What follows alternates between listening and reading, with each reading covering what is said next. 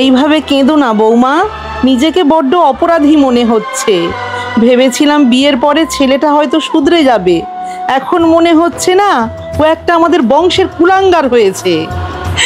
মা, আমি আর কত সহ্য করব?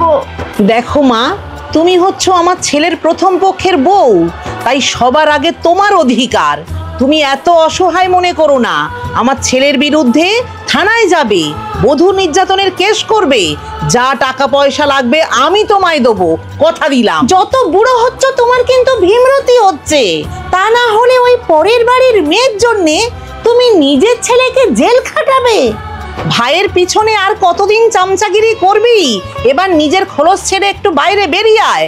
কি ভেবেছিস কি আমি অসুস্থ বলে কি দুর্বল? আমার কোনো ক্ষমতা নেই? তোর বাবার পেনশন আছে, কথাটা মনে রাখিস।